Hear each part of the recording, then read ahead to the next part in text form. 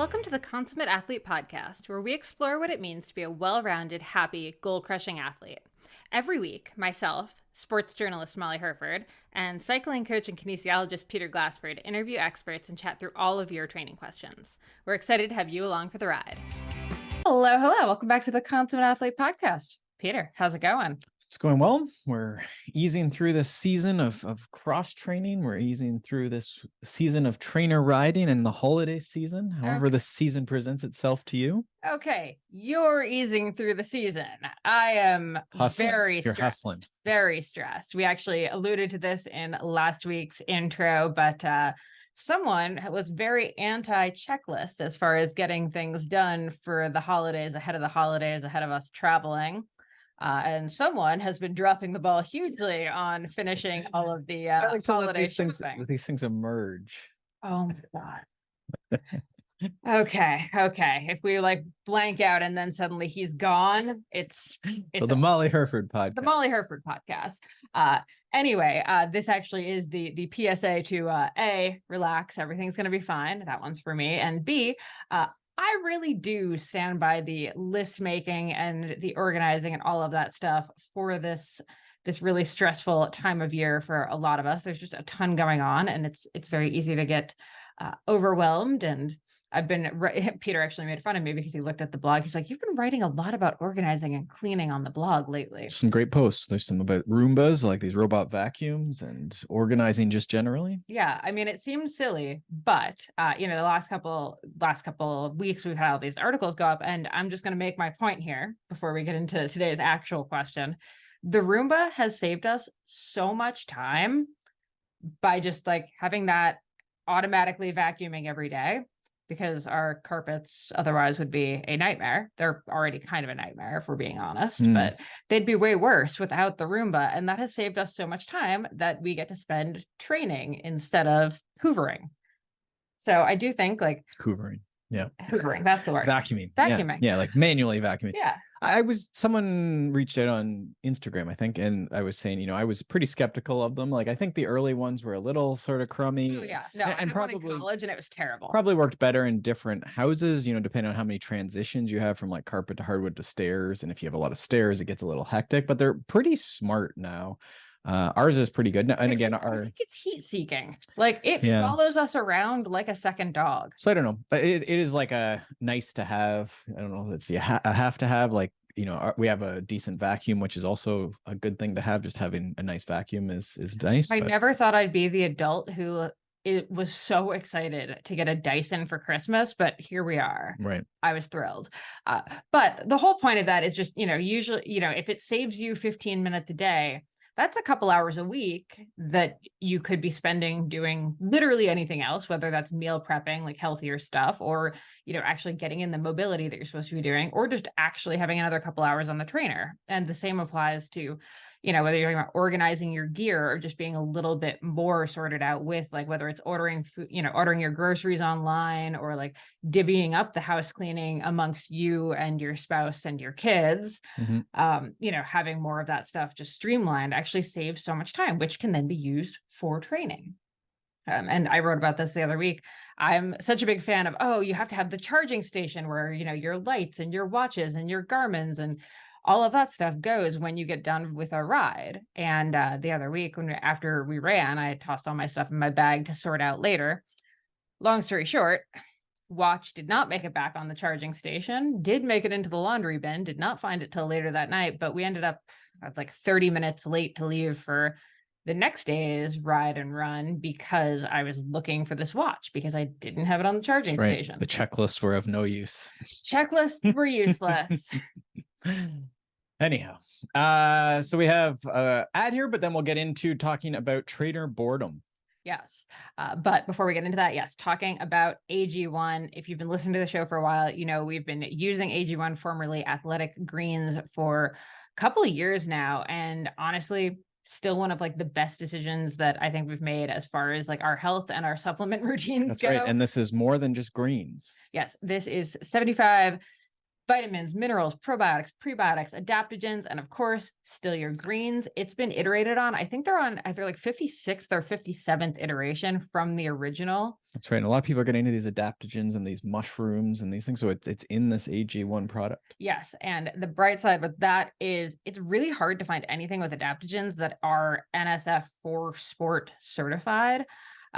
Not that there aren't any others, but there aren't that many. So to have something that contains all of this stuff that actually is NSF certified for sport. And I was just talking to someone about this.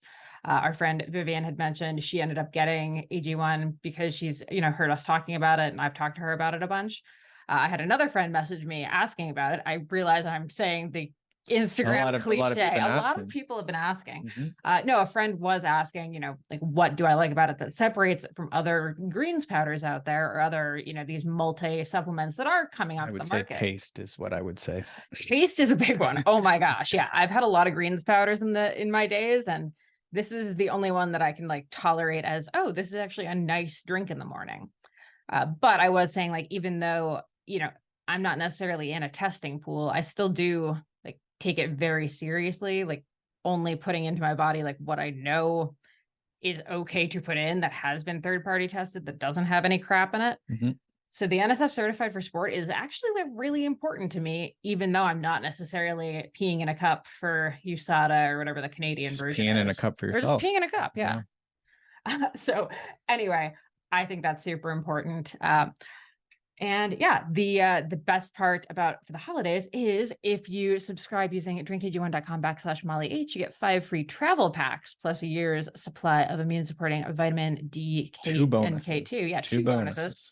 Travel packs are so good for having around the holidays, especially traveling, hotels, parents' houses, etc. A nice box too. Very nice presentation. So it would be like a nice gift. You could almost just, forget about checklist, just order this and then put it, you could wrap it and away you go. Maybe they wrap it for you. Would they wrap it for you? I don't think they would. I don't think they would. Also, I don't think we can get that for a 7-year-old. So I think you're going to have to still do some gift giving here.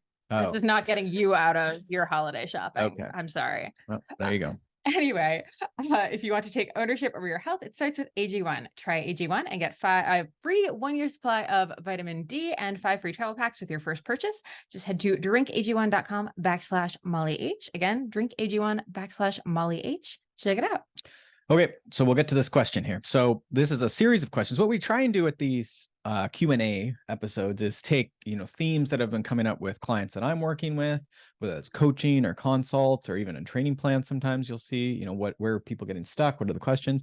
And then we'll of course get questions, whether that's, on Instagram or something like that. So if you have a question, something's been bugging you, you're having a trouble, we'd love to hear about it because then we might cover it in an episode. It's true. But a lot of these things do come in seasons. And so like with coaching, and Molly, you would call this like an editorial calendar, you sort of know around December 1st, it gets like extra crummy in most parts of the world for, it could be rainy, snowy, whatever. And then people start having different problems. So the organization Molly was speaking about, but this one is sort of around the trainer boredom and trainer, I'm not ready for the trainer. We said there was another one that was like, I can't make it more than a few minutes on the trainer. I've already burnt out. I've already burnt out. So these are the people that started in July on the trainer to be more efficient or something. And now they can't do it anymore. And now that, now's the time to do it.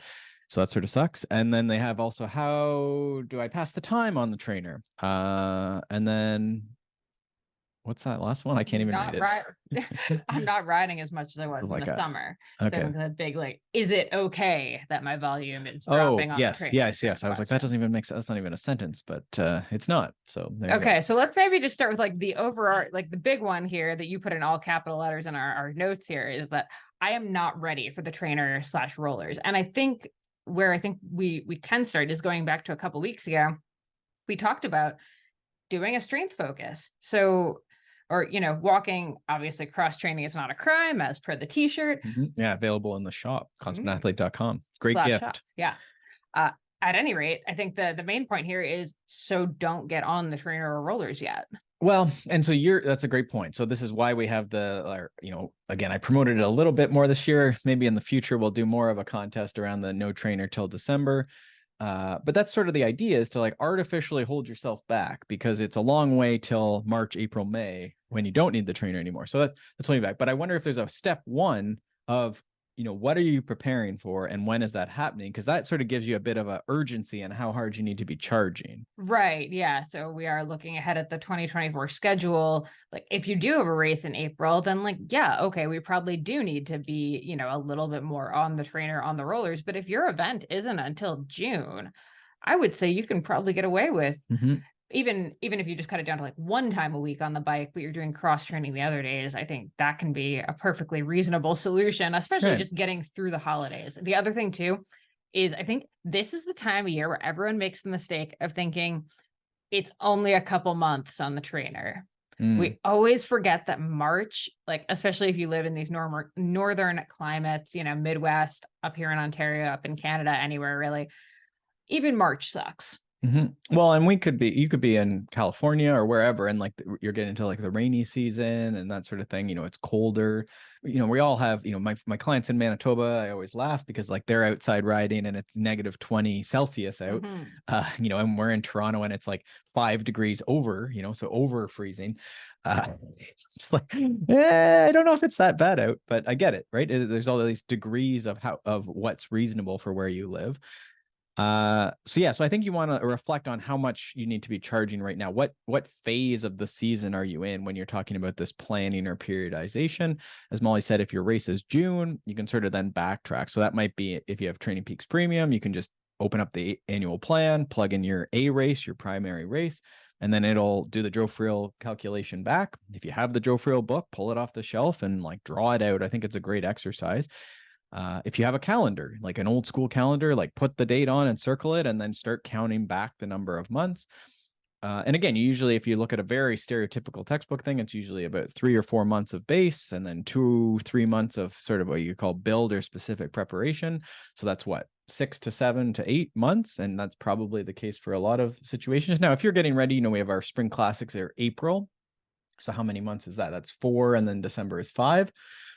So that's probably a lot of people. There's probably a lot of people that have like an April, May, they want to be pretty ready. And this is a debate of like, are you going to be really ready or pretty ready? Is this an A or a B? I mean, here's where we get into the even more philosophical debate of can you be really ready on the like from the trainer? But right. Yeah. And probably a little bit. And again, in April, March, you would maybe try and get out and be specifics, but that's still, April, March, then you have February, January. So, what that means to me is that you're probably in, if you're going to really go with an earlier race in the year, then probably this November, December, this is what they might call base 1. So it's just very early general preparation period where it should be a mix of cross training, some strength training. It doesn't look a lot like the sport. It's not that specific. And the hours don't have to be that high. They're just gradually building. And or it might even, this might be the time for you to take time off. If it's like hard to motivate training and you haven't taken time off, then this might be a check-in on that as well. So there's a few ways to play it, right? And if you're someone who is healthy and has been consistent, even that periodization where I said, 8 months, 5 months, whatever, you can sort of take 2 and 3 and 4 weeks even, and it's not a big deal, right? You can get back. Yeah. So our first thing is looking at what are you preparing for? Because sometimes that even just that process, all that aside from, how hard do you need to be charging right now or what do you need to be focused on now? It also gives a bit of a why you're getting on the trainer. That's actually what I was thinking is I think to me, what I would also be doing is, okay, if you look at it and you're like, all right, this is time to start doing some base. I do need to be on the bike. I would actually put somewhere near the bike, whether it's taped to your top tube or whatever, like I would put your race date, your race goal, like somewhere visible that you can see it. So that way you are reminded whenever you get on the trainer, like, like, I know you're not ready for the trainer rollers. They suck. It sucks riding inside. Yep. But if you have that kind of visual reminder of like, okay, I'm doing this because I know that my race is in, 4 months. Like I have, there's actually a free app, the countdown app on iPhone, and it has a little widget. So on my like home screen of my phone, it's like 240 days till Leadville.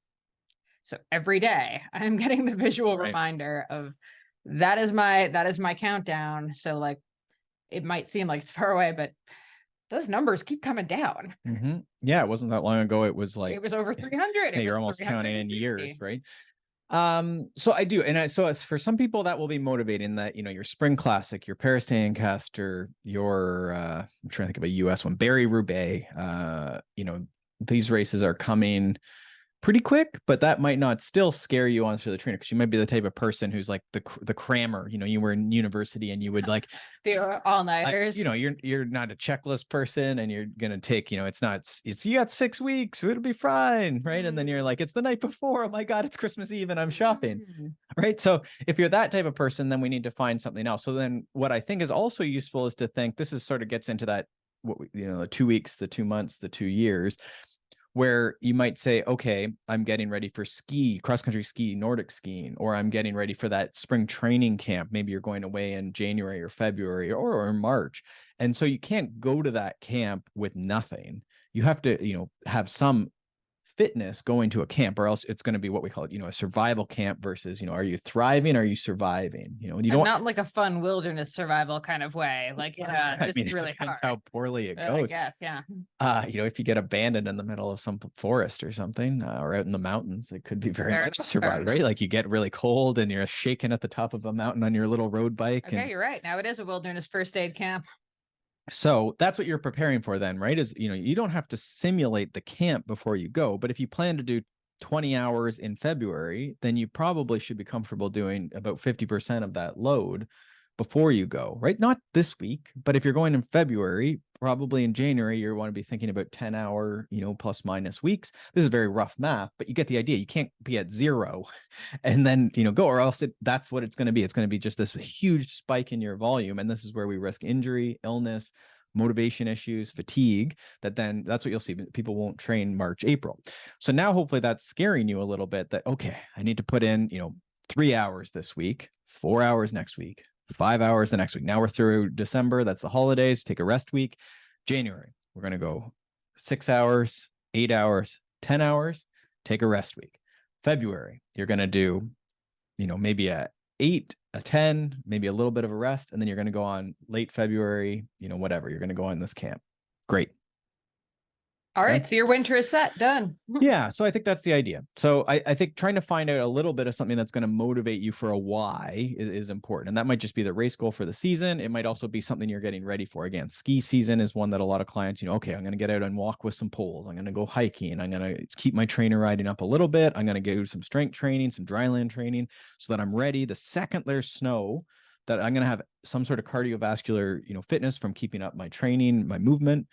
And then also getting my arms and my ankles and stuff used to it, so that the first time you go across your skiing, you're not going to just be debilitated. Right? Yeah. Yeah. Oh, and actually the week this comes out, it's a good maybe mention to say, if you haven't been on the trainer this week and you're planning on doing the Rafa Festive 500, please, for the love of God, get on the trainer a couple times this week instead of starting on the trainer. Right. Which again, could be something, you know, we're getting quickly into that. As you say, this isn't going to be released in time to warn you, but that could be something that's, you know, why you would want to do 5 or 6 or 7, 8 hours in the weeks ahead of that, right? Yeah, exactly.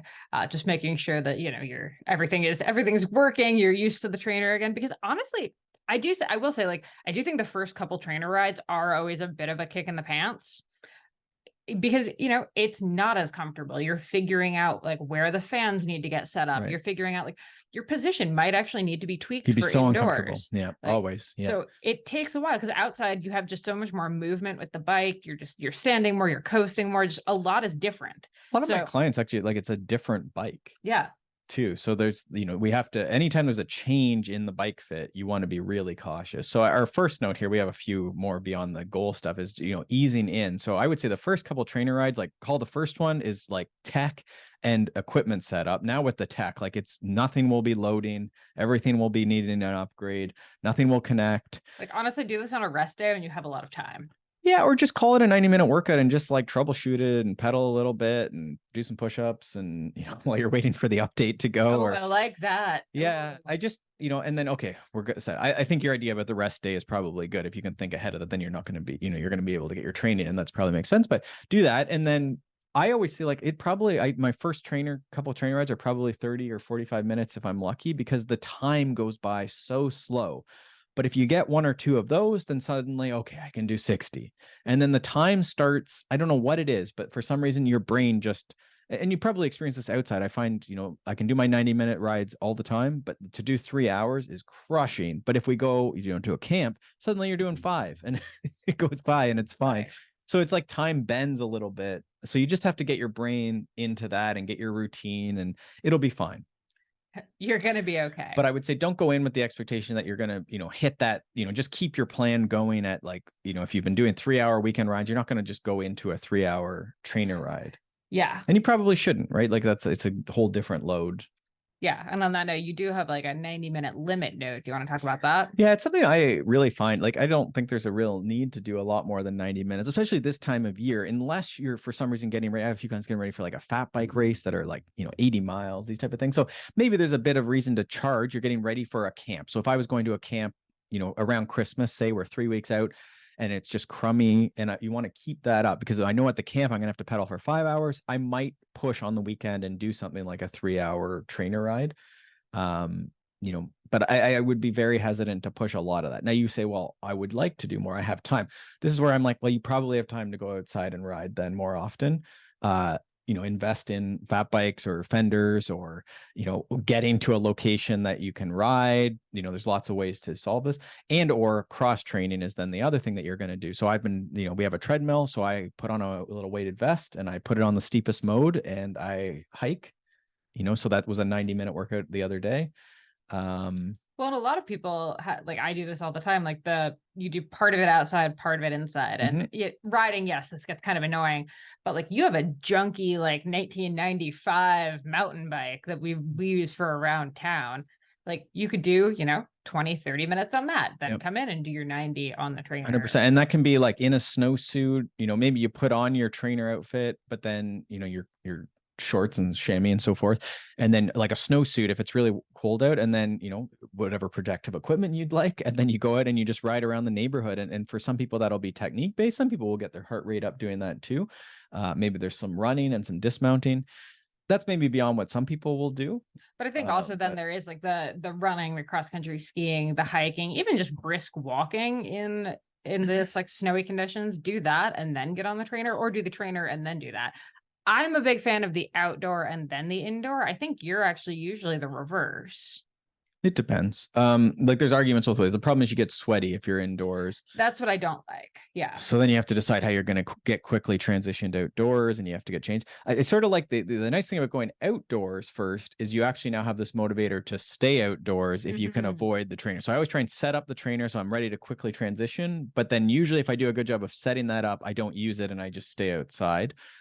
You get warm and it's actually okay once you're out there. So I think that's actually the thing is, yeah. And granted, I run, so this is a little bit more like this is easier because there's very few conditions where I can't run outside. Sure.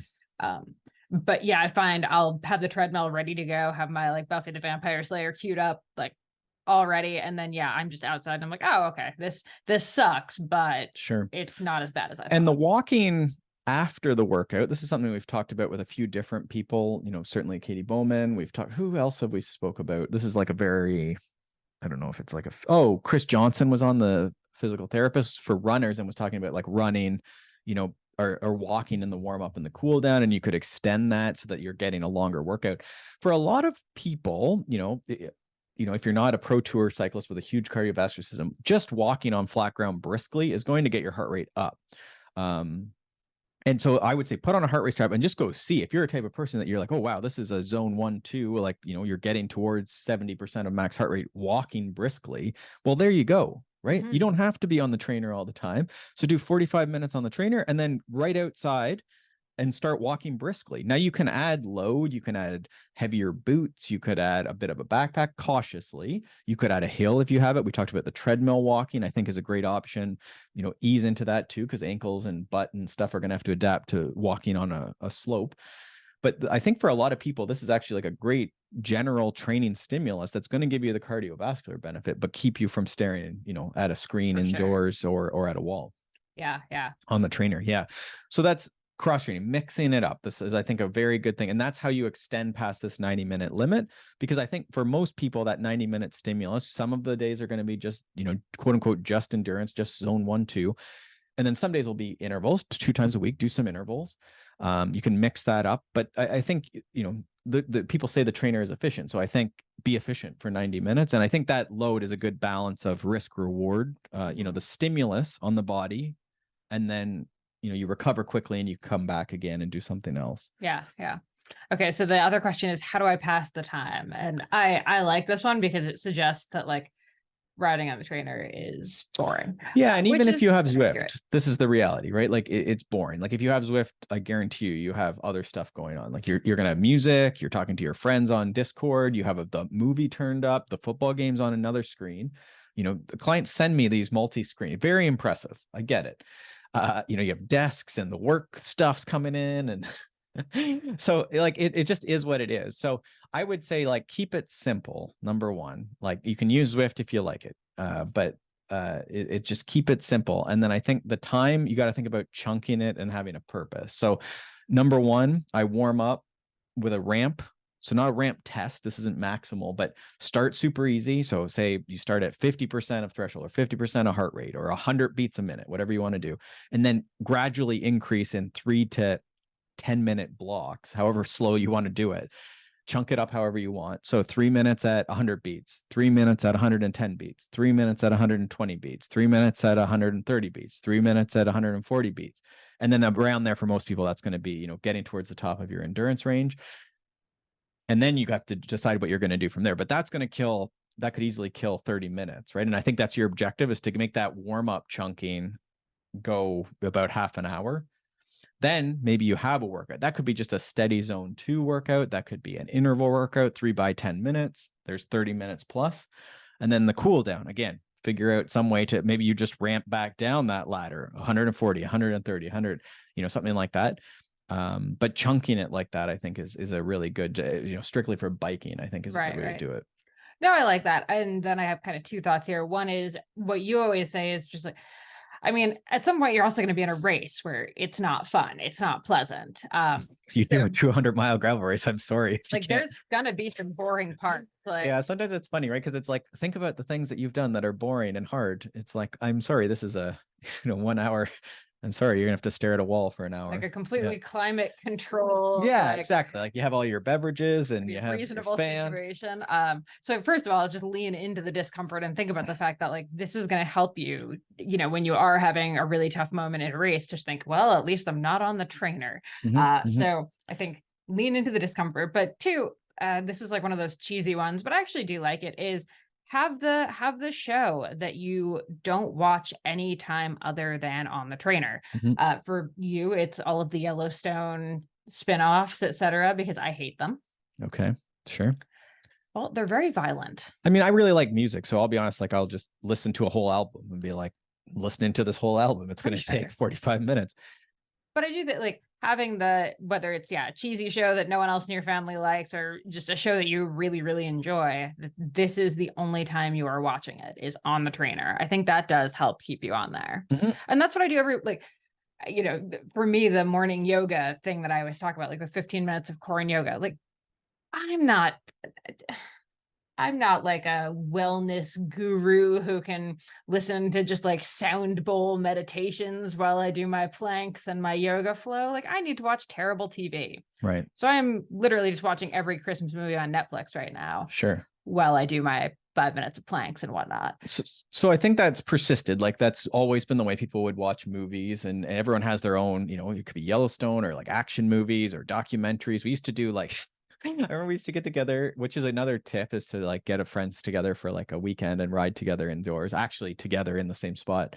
But we used to watch like what are those movies called? The Earth ones, like the nature videos. Oh, like Planet Earth? Yeah, which you're outdoors, you're watching something. So it's sort of neat. But yeah, I always found them very boring because I really don't like them. They're super boring. And it's like the most soothing voice in the world. How did you not just like fall off the trainer at sleep? Yeah, but it was fun. It was sort of like, there you go. And those are long movies. I guess that was maybe the idea. And it's like visually stimulating, I guess. And sometimes there's like a lion hunting something. Oh, there was that dinosaurs. Like, do you remember that series? That was like dinosaurs documentaries. That would have been tough. Those were also really good. Yeah. Okay.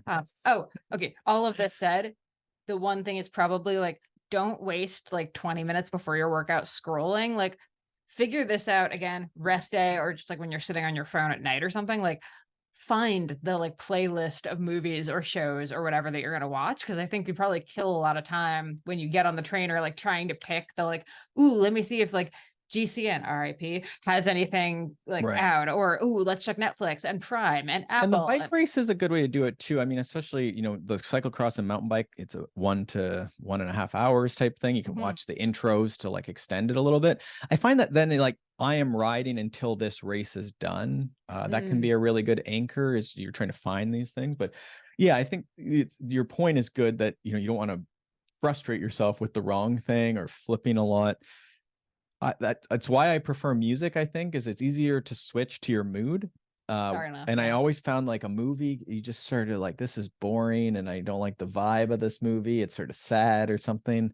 So I always say I stare at a wall, which people find, different, but I listen to music, I guess, and look out the window is Yeah. sort of the way I do it. So there you go. So Do you want to add in you have a note here, do strength. And I mean, obviously we've talked ad nauseum about strength in the last few weeks, but I think what you're saying is the mid-ride So strength two is that pizzas. There's a 90-minute limit on your ride. So if you're a person that thinks you have 3 hours, are you doing strength?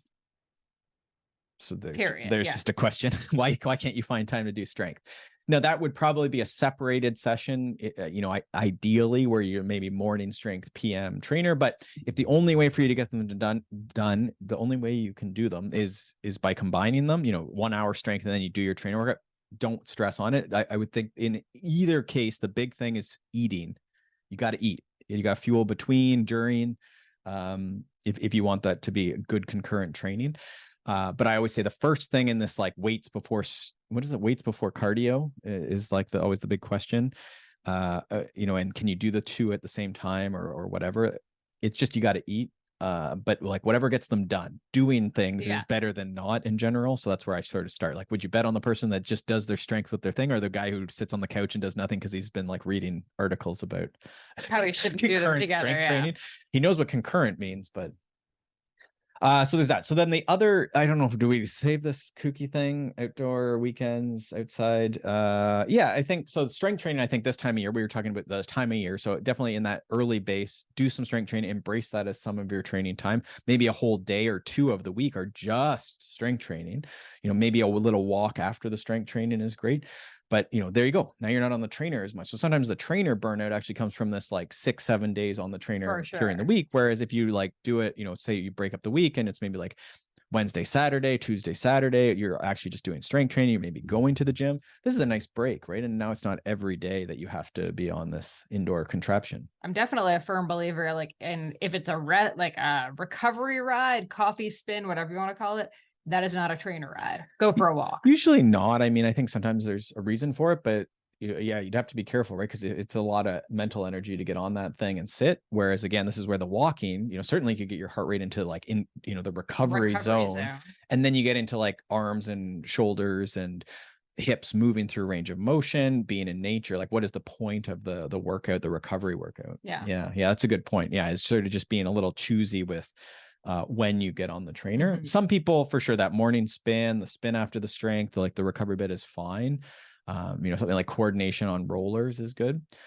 Maybe that's another note I had there too is, don't forget about the indoor rollers. They've gotten less popular with all the smart trainers as of late. Wonder if they're going to come out with smart rollers. They at any do. point.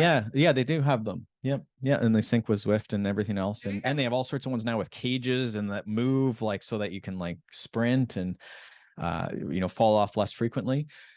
People get really intimidated by them, but I do think it's a weird or an interesting thing is if you can't ride rollers, it's interesting. We've talked about getting used to rollers and you always see people talk about the doorway, to get used, but I find that terrifying to me for two reasons. A, the door frame is really close when you fall over. So I find that terrifying, but also it's not a great stimulus, a great like skill. We call this like a constraint. Like you don't want to encourage someone to take their hand off their handlebar to brace, like to stop their fall. That's how you break your arm and your collarbone is you fall with outstretched arm, right? That's what the physio would write, Okay. the cyclist fell with outstretched arm and they broke their wrist or their shoulder or their whatever. Well, you want to put your foot out, right? This is how you stop your fall. You put in general, or you tuck and roll, it goes very poor. But the idea is to encourage yourself to unclip or take your foot off to stop your fall. So what I would rather you do is actually start with flat shoes and work until you get comfortable getting going and stopped, getting going and stopped. And so once you get going, you stop. And you do this 10 times. You can do it with both feet if you want. You can do race starts if you want. And then if you have a workout, fine. But I would start with a technique, especially if you're learning this, even just have your trainer beside, and then you do with flat shoes. It can just be on your clipless if you don't have flat pedals.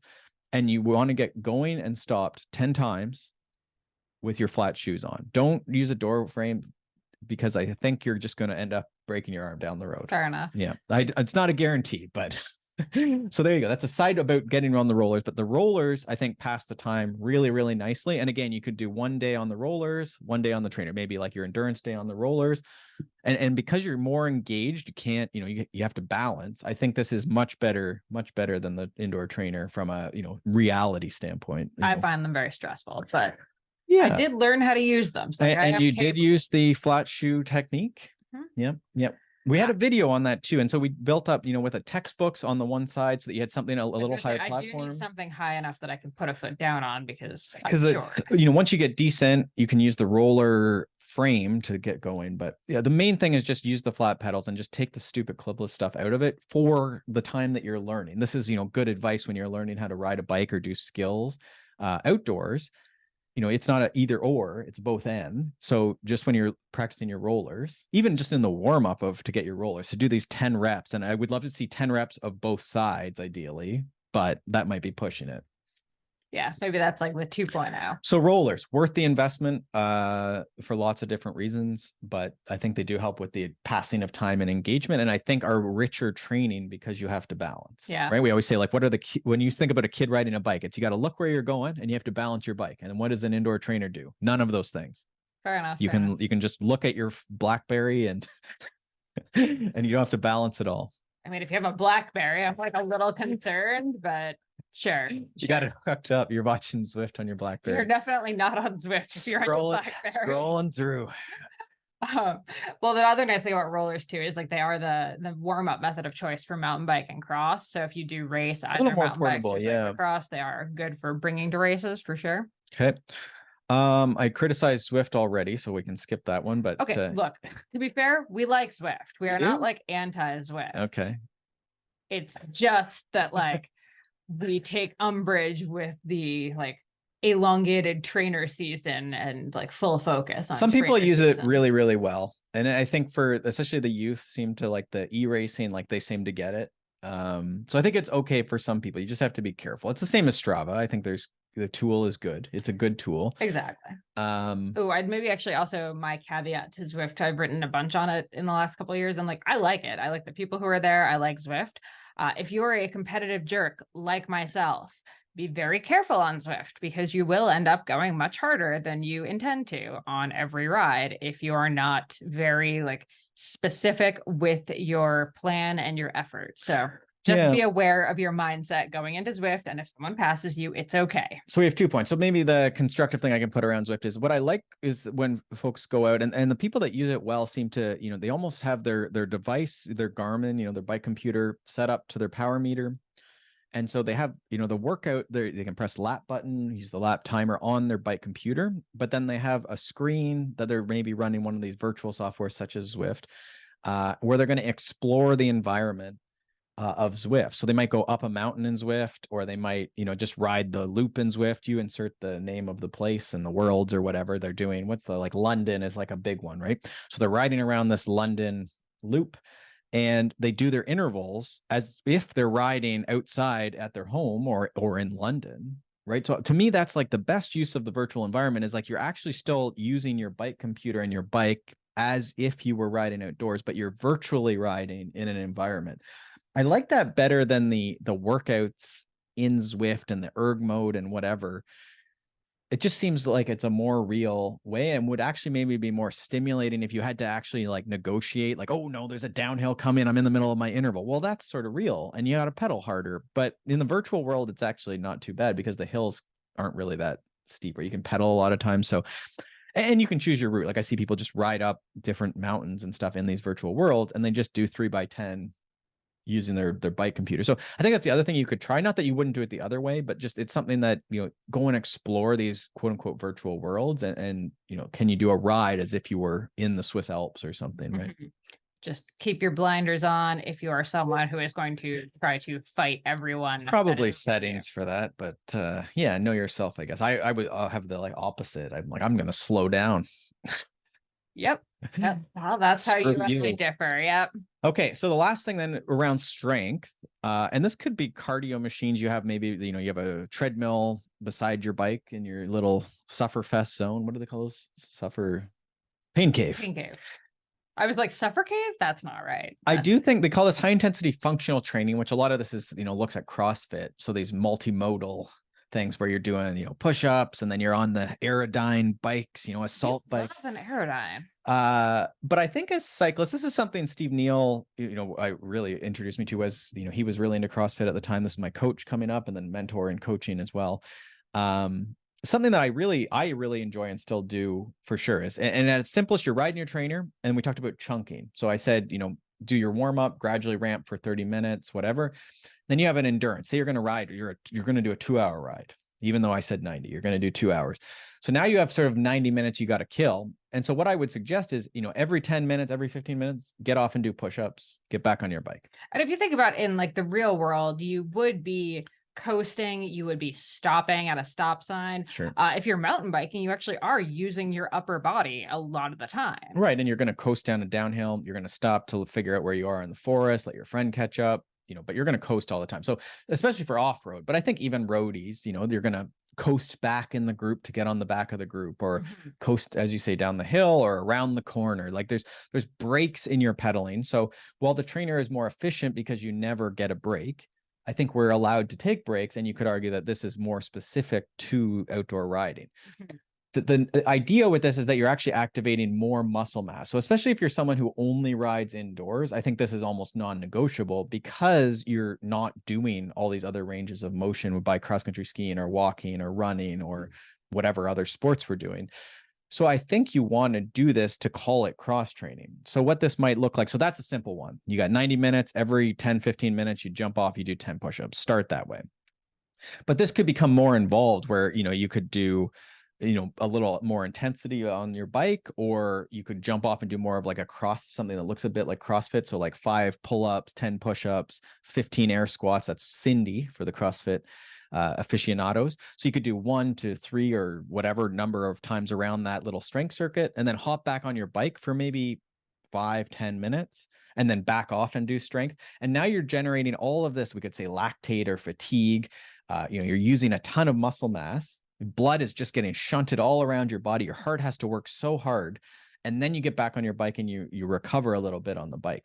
So I think this is a really interesting way of looking at training, where you're challenging that heart a bit more than you would if you just sat on your bike. So we start getting this really interesting stimulus that could actually be quite beneficial for your cardiovascular system.